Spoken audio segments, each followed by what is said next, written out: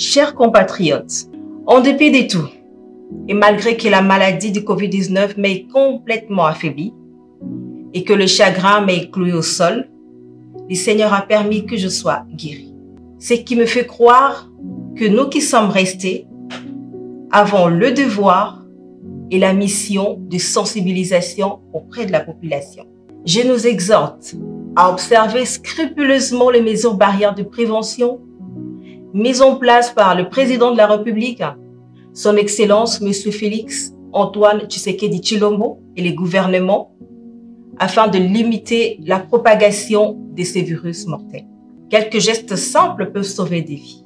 En respectant toutes ces mesures de prévention, nous éviterons la propagation et la progression de cette pandémie en République démocratique du Congo. Comme beaucoup, j'étais aussi sceptique. Comme beaucoup, j'ai pensé que cette maladie resterait en Chine. Et pourtant, j'ai été moi-même victime de cette maladie mortelle. Chers compatriotes, cette maladie existe bel et bien. Ne vous y trompez pas. Ne stigmatisons pas le malade. Par contre, faisons preuve de compassion et apportons de l'aide à ceux qui en ont besoin.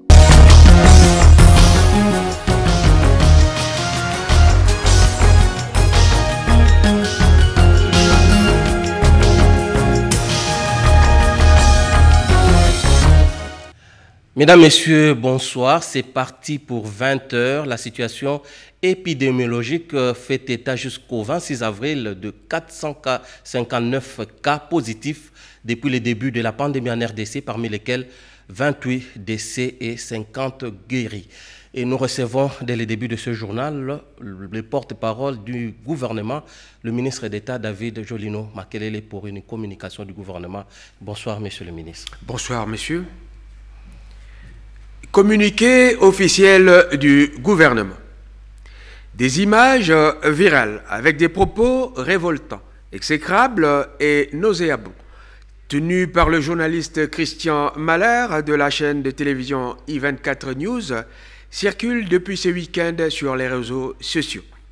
En effet, prenant prétexte d'un simulacre d'analyse de conséquences du Covid-19, ce journaliste récidiviste, et qui n'en est pas à son premier forfait, s'est permis, avec désinvolture, de proférer gratuitement des insultes puisées dans les plus bas instincts, dignes d'une presse de caniveau, à l'endroit du chef de l'État, le président de la République démocratique du Congo, et de son prédécesseur. Ces propos diffamatoires, injurieux et discourtois suscitent indignation et colère aussi bien dans notre pays qu'en Afrique et sont attentatoires à la dignité des dirigeants légitimes du peuple congolais et de tous les Africains. C'est ici le lieu de rappeler à l'intention de tous les racistes et nostalgiques de l'ordre colonial que l'époque des donneurs de leçons est définitivement révolue. Doit-on rappeler que, malgré plusieurs mises en cause des dirigeants du pays dont est issu ce journaliste qui piétine aujourd'hui allègrement les principes déontologiques et éthiques de la profession journalistique, on ne l'a jamais entendu, mais alors jamais recourir à un discours vitriol de la même nature contre eux. En l'espèce, il ne s'agit ni plus ni moins que d'une énième manifestation endémique de cette espèce de pulsion convulsive qui consiste à renvoyer de manière frénétique et systématique la République démocratique du Congo, ses dirigeants et l'Afrique tout entière dans le monde des ténèbres. Quelle leçon devrait recevoir un président de la République d'un journaliste peu scrupuleux et ignorant délibérément les réalités quotidiennes du peuple congolais? Doit-on rappeler que le président de la République, chef de l'État, est celui qui matérialise les valeurs démocratiques et républicaines qui sont au cœur des aspirations profondes du peuple congolais, à l'instar de la liberté d'expression, de la liberté de manifestation politique, de la liberté d'opinion consacrée par le grand retour de tous les opposants politiques et de la libération des prisonniers politiques. Au-delà de l'exercice du droit des réponses, la chaîne I24 News qui emploie ce journaliste véreux, sera saisi de l'indignation suscitée dans le chef du gouvernement et du peuple congolais par ses propos qui violent outrageusement tous les principes éthiques et déontologiques qui sont à la base de la profession journalistique à travers le monde.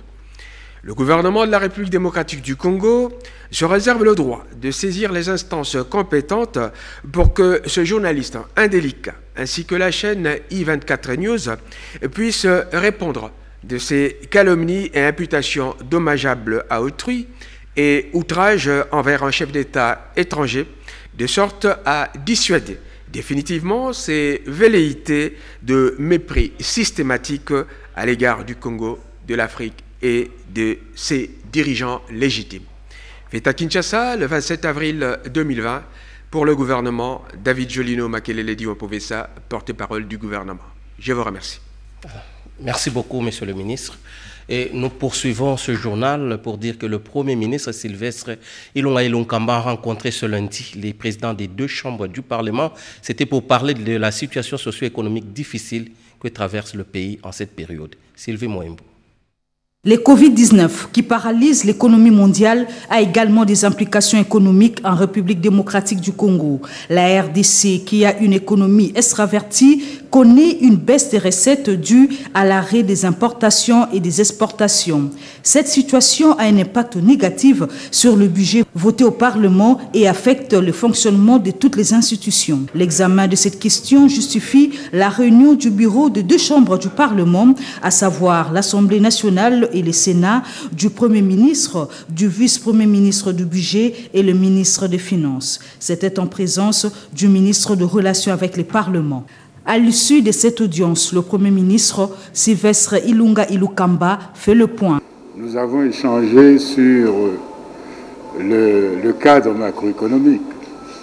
Le cadre macroéconomique sur lequel nous avons bâti les prévisions de recettes et de dépenses est totalement bouleversé par la pandémie, puisque vous êtes sans ignorer que les exportations et les importations se font difficilement aujourd'hui à cause du confinement qui est généralisé à travers le monde. Nous sommes une économie extravertie, ça veut dire nos exportations et nos importations se font plus difficilement aujourd'hui qu'hier. Et nous devons essayer de nous adapter à la situation parce que il faut reconnaître que le budget qui a été voté, nous aurons certainement difficile à réaliser parce que les recettes ne suivent pas alors que les dépenses sont toujours importantes. Les revendications d'arriérés des salaires des députés comme sénateurs trouveront une réponse aux résolutions. Et nous avons échangé, bien sûr, sur la façon de voir comment apurer, selon les moyens, dans le cadre du plan de trésorerie, apurer les arriérés qui concernent un certain nombre d'institutions. Le Premier ministre, chef du gouvernement, a salué la maturité et la sagesse des députés et sénateurs face à une situation difficile que personne n'a vu venir. Toujours au Parlement, cette fois-ci, la réaction du caucus des députés nationaux du Kasaï central qui condamne l'acharnement observé ces derniers temps contre le premier vice-président de l'Assemblée nationale. Leur président s'exprime au micro de Patience Mboyo. Nous, députés nationaux du Kasaï central, nous insurgeons contre les propos irrévérencieux contenus dans la lettre sus-évoquée, adressée au premier vice-président de l'Assemblée nationale, honorable Jean-Marc Kabunda, avec copie pour information à l'honorable président de l'Assemblée nationale par l'honorable Jean-Jacques Mamba, demandant au premier vice-président de l'Assemblée nationale de pouvoir démissionner de ses fonctions à l'Assemblée nationale. Mettons en garde toute personne de quelle tendance politique qu'elle soit, instrumentalisée ou pas, auteur ou co-auteur des actes pouvant déstabiliser l'alternance pacifique chèrement acquise, le bon fonctionnement des institutions et la coalition FCC-CACH pour le bien-être de la nation. Demandons au bureau de l'Assemblée nationale de ne pas céder à la politique de la division que les pêcheurs en eau trouble cherchent à alimenter. Restons déterminés et prêts à barrer la route par toute voie de droit, toute tentative allant dans le sens de déstabiliser l'honorable Jean-Marc Kabonde, digne fils de notre province. Et puis, aux forces armées de la République démocratique du Congo, avec la nouvelle mise en place, on a procédé ce lundi à la remise et reprise. Suivez le reportage. Après sa nomination à la tête de la garde républicaine par le chef de l'État, commandant suprême des forces armées de la République démocratique du Congo, au terme de l'ordonnance numéro 20/025 du 11 avril 2020, le général-major Chiwewe Songesa Christian, nouveau commandant de la garde républicaine, a pris officiellement ses fonctions ce lundi 27 avril 2020 au cours d'une cérémonie de remise et reprise entre lui et le commandant sortant, le général-major Ilunga Kampete. C'était à présence du chef de la maison militaire du chef de l'État, le général-major Jean-Claude Yave, devant l'état-major de la garde républicaine du camp colonel Tchachi. Tout est commencé par la présentation de la nouvelle équipe dirigeante, faite par le commandant sortant, le général-major Ilunga Kampete, devant un échantillon de militaires représentant chaque régiment de la garde républicaine, en se conformant aux règles d'hygiène, mesures édictées par les ministères de la Santé pour combattre le Covid-19. Un autre temps fort était la remise de l'étendard au chef de la maison militaire du chef de l'État par les commandants de la garde républicaine sortant qui, à son tour, les remettant au commandant entrant. Dans son mot de circonstance, le général Ilunga a prodigué quelques conseils à son successeur qui fut son proche collaborateur. Il a recommandé la rigueur et la vigilance dans sa responsabilité de protéger les chefs de l'État. Pour sa part, le commandant Antra a dans son adresse remercié les chefs de l'État et commandant suprême des forces armées de la République démocratique du Congo pour cette marque de considération placée à son égard. Un message de félicitations au nom du peuple Tchokwe de la RDC, valablement représenté par la mutuelle Tchokwe. Nous avons l'insigne honneur de remercier son Excellence, Monsieur le Président de la République, Félix-Antoine Tshisekedi, et lui exprimer notre profonde gratitude pour l'élévation de l'un de nos dignes fils, Christian Chiwewe Songesa, au rang de général-major et de sa nomination en qualité de commandant de la garde républicaine. Les écoliers qui ne fréquentent plus leurs établissements scolaires depuis pratiquement un mois ne devront pas perdre l'allure. Le ministère de l'enseignement primaire, secondaire et technique vient de lancer les enseignements radio-télévisés en collaboration avec la RTNC. Séquence didactique sur les principales matières du cycle primaire, notamment les mathématiques, le français, la lecture, l'écriture, l'éducation pour la santé et l'environnement et l'hygiène. Pour l'enseignement secondaire, un accent particulier sera mis sur les mathématiques, le français, la technologie, les sciences de la vie et de la terre ainsi que sur l'informatique. Outre les programmes didactiques, les messages et des programmes de prévention du Covid-19 seront diffusés sur des stations de radio afin de permettre aux enfants d'acquérir des connaissances et des pratiques qui sauvent des vies. Les stations de radio et télévision privées vont emboîter les pas à la radio Okapi et à la RTNC. L'objectif de ce plan est d'assurer la continuité des apprentissages dans un environnement sûr et protecteur sur l'ensemble de l'étendue de la République démocratique du Congo en combinant l'enseignement, l'apprentissage et les mesures de prévention contre la pandémie Covid-19. L'éducation est un droit et la place de l'enfant est à l'école. L'apprentissage à distance nous permettra d'offrir aux élèves l'opportunité de jouir de ces droits. L'UNICEF continuera d'appuyer le gouvernement de la RDC dans cette initiative. Les prestataires des soins néonatals et obstétricales de la ville de Kinshasa viennent de clôturer une formation sur la prise en charge des femmes atteintes par le Covid-19, formation financée par les FUNUAP. Sylvie Makumbani. L'objectif poursuivi par cette formation est d'adopter et d'améliorer les connaissances du personnel obstétrical de l'infection CPI dans le cadre de Covid-19. mais aussi accroître les compétences dans la pratique des mesures de protection dans l'exercice quotidien du travail des sages-femmes. Il est attendu de ces praticiennes, entre autres, le développement des automatismes et gestes et barrières à toute forme de contamination au Covid-19, mais aussi des précautions pour la mise en contact avec les liquides biologiques pendant les soins et opérations conduisant à donner la vie. À ne pas oublier les soins aux femmes en gestation. Cette formation elle est très importante parce que durant cette période difficile de la pandémie au Covid-19, les femmes ne vont pas arrêter de mettre au monde. Mais ces femmes-là qui mettent au monde, même si elles sont malades, elles continuent à avoir le droit d'être assistées et d'être sécurisées. Et UNFPA, nous avons pour mission d'accompagner le gouvernement dans l'amélioration de la santé maternelle pour l'atteinte de 3 résultats transformateurs, dont 0 mortalité maternelle pour des causes évitables. Les sages-femmes ont apprécié cette formation. Nous remercions vraiment UNFPA pour ce qu'ils ont organisé parce que ça nous a édifiés. Nous sommes à la hauteur de faire face à cette pandémie. À noter que cette initiative du Bureau pays de l'UNFPA participe à appuyer la riposte contre le coronavirus afin d'arrêter sa propagation. La présidence de la République et les ministères du Plan viennent d'harmoniser leur plan d'urgence Covid-19 pour produire un document unique. Les experts se sont retrouvés dans une séance de travail sous la présidence de la vice-première ministre, ministre du Plan.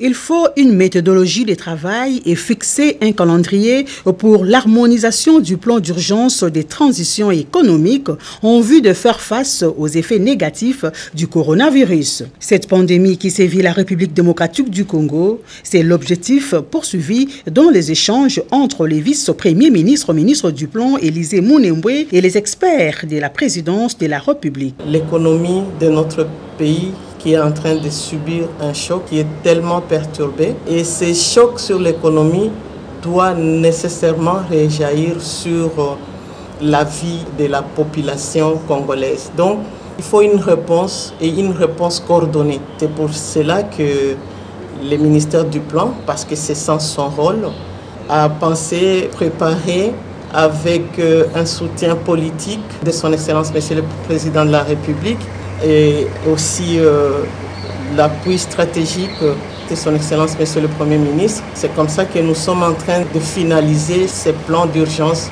pour qu'on regarde si les orientations que le Président de la République a données sont contenues dans le plan que nous allons présenter à la République. À l'issue de cette rencontre, un travail de mise en commun produit par les experts de 2 parties sera élaboré sous forme d'un seul document dont le pays a grandement besoin en ces temps de crise sanitaire. La BRA Congo poursuit son programme d'assistance pendant la crise. Le convoi est arrivé à l'hôpital sino-congolais de Ndjili. 1188 packs d'eau vivent au total livrés à l'hôpital de l'amitié sino-congolaise. L'acte posé s'inscrit dans le cadre de l'accompagnement des malades pour leur bonne alimentation aux côtés des soins auxquels ils sont soumis. Chaque patient aura droit à 2 litres d'eau minérale au quotidien et durant 15 jours, soit 14 256 bouteilles d'eau offertes par la BRA Congo à l'intention des malades hospitalisés au sein de cette institution médicale. À travers cette œuvre de charité, la société brassicole démontre sa disponibilité à continuer à investir dans la vie sociale des Congolais, déjà avec cette action encore entreprise. Et dans le cas de la solidarité nationale, il est tout à fait normal que nous devons combattre cette pandémie, puisque notre business en dépend également. Et puis c'est un devoir citoyen. Étant dans un pays comme le nôtre, nous devons faire montre du civisme. Le grand levier que nous manipulons, c'est la qualité de l'homme. Quand nous avons dit qu'il y a un problème avec la santé des hommes, obligatoirement nous devons nous impliquer. Par cette occasion, cette société brassicole a réitéré son soutien aux malades et aux personnes de l'hôpital durant toute la période de la crise sanitaire due à la pandémie de Covid-19. Je suis très content puisque c'était une lourde charge de penser chaque jour à acheter de l'eau. Pour les malades et même les prestataires qui sont en train de prendre en charge ces malades-là.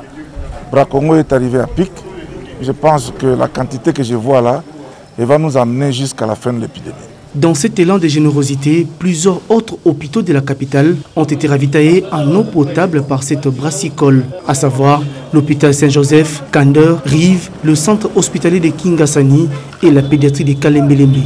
Créé en 1949 à Kisangani, dans l'ancienne province orientale, la Bracongo est un géant de la brasserie en RDC grâce à ses différents produits de qualité. Tous les étrangers résidant à Kinshasa doivent détenir leur carte de résident. L'hôtel de ville vient de lancer l'opération d'octroi de ce document administratif qui pour autant ne remplace pas le passeport ou la carte d'identité. C'est ce lundi 27 avril 2020 que le ministre provincial de l'Intérieur, Didier Tengetelito, a procédé au lancement officiel de la carte de résidence pour étrangers résidant à Kinshasa. Cette cérémonie intervient dans un contexte particulier caractérisé par l'intrusion du coronavirus qui menace sérieusement les vies et contre lesquelles une lutte a été décrétée. Pour Didier Tengetelito, tout le monde doit s'engager à respecter scrupuleusement toutes les décisions prises par le président de la République, chef de l'État, Félix-Antoine Tshisekedi Tshilombo, et les mesures d'application qui seront édictées prochainement par le gouverneur de la ville-province Kinshasa, Jantiningo Bilambaka. Ces documents administratifs importants ne remplacent pas les passeports ou la carte d'identité, mais il est destiné à certifier qui sont détenteurs et domiciliés à Kinshasa. Cette carte exigée à tout étranger désirant traiter avec toutes les administrations de la ville de Kinshasa. Bien plus, dans une approche à venir, tout étranger ne disposant de ce document ne sera pas reçu dans les banques et institutions financières installées dans la ville de Kinshasa.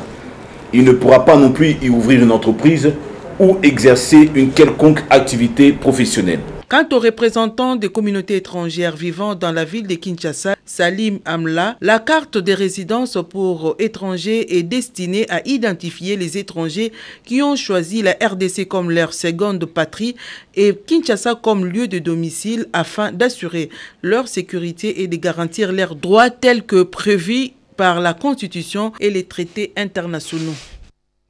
7 de 13 éco-gardes du parc de Virunga lâchement abattus ont été inhumés à Goma, dans le Nord Kivu. Des hommages leur ont été rendus en présence du gouverneur des provinces.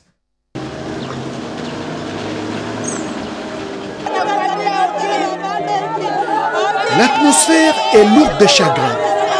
13 éco-gardes, tous des rangers, et 4 agents administratifs du parc national de Virunga, classés patrimoine mondial de l'UNESCO, ont été fauchés en plein exercice de leurs fonctions. Leur convoi a été attaqué à Rumangabo, dans les territoires de Rutshuru, par des groupes armés négatifs.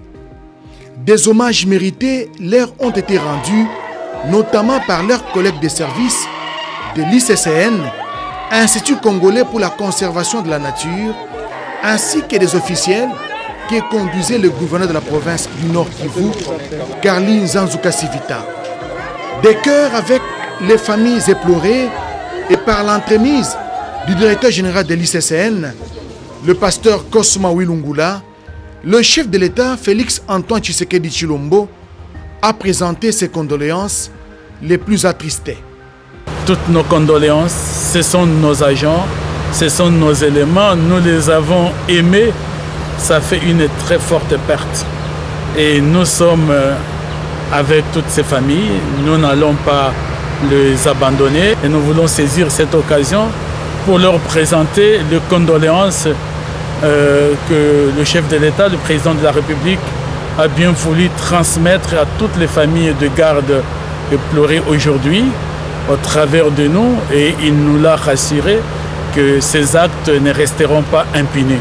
En attendant les conclusions de l'enquête en cours, les souhaits les plus ardents vont dans le sens de mettre un terme à ces genres d'attaques meurtrières dans les parcs de Virunga, attaque qui a endeuillé plusieurs familles. Un tour dans la commune de Mongafula pour terminer la route qu'on appelle route Bel Air. L'unique voie d'accès par véhicule à la mission de Kimwenza est très détériorée. La caméra de Rodé Panda est passée par là et a enregistré les lamentations des usagers. Dégradation de la route Bel Air, bien d'Akimwenza Mission dans la commune de Mongafula. La situation ne sait que se détériorer de mal en pire. Sacs vides en main et sable stocké, ne sachant à quel sens se vouer, la population de ce coin de la capitale veut se prendre en charge avec les moyens du bord. Mais au-delà, elle lance un SOS au gouvernement central pour une solution urgente en vue de leur épargner du danger. Selon le collectif de sages habitants de 4 quartiers dont la route Bel Air, Bianda, Kimwenza Mission, constitue la seule voie d'entrée et de sortie, la réhabilitation de cette route est financée par la Banque arabe. Tout s'est arrêté devant un obstacle, déplacer la tuyauterie de la régie des eaux. Mais suite au retard enregistré de la contrepartie congolaise, la société Arabio Contractor était forcée d'abandonner les travaux. 300 000 $, je dis bien 300 000 $ seulement pour que cette route soit asphaltée. Nous avons mené des démarches au gouvernement, au gouverneur. Nous avons écrit presque toutes les autorités pour que notre route soit faite. Pourquoi 300 000 $? C'est pour déplacer les tuyaux afin de permettre à la société Arabe Contractor de pouvoir faire du travail. Parce que tout l'argent est déjà là. Les Arabes ont l'argent pour faire la route. Il ne manque que la contrepartie du gouvernement. Nous savons que le projet coûte 5 millions, mais nous ne sommes pas là. Donc cette route a une grande importance. Maintenant, les maisons sont menacées. Il y a un risque de mort d'homme. Essayer de se prendre en charge des cotisations de 1 000 francs, 2 000 francs pour acheter des sacs. Essayer de faire ce que vous voyez là-bas. Mais ça n'a pas quelle durée. Ça n'a pas de durée. Donc on essaie tant mieux d'essayer de sécuriser, mais ce n'est pas durable. Pour le moment, la population riveraine de cette partie de Mongafula, notamment ceux de quartiers Kindele, Kimwenza, Mission, Massangambilam et Biandam, payent la lourde tribut pour sortir sur la grande avenue Bypass. Les yeux restent suspendus vers les sommets, que sont les autorités du pays. Voilà, ça n'est fini pour cette édition d'information. Oscar Mbal Kaye, je reviens avec une page magazine après le journal sur le déploiement de l'équipe de prévention et de riposte contre le Covid. Le prochain journal à 22h avec Lopez Kakouba. Au revoir.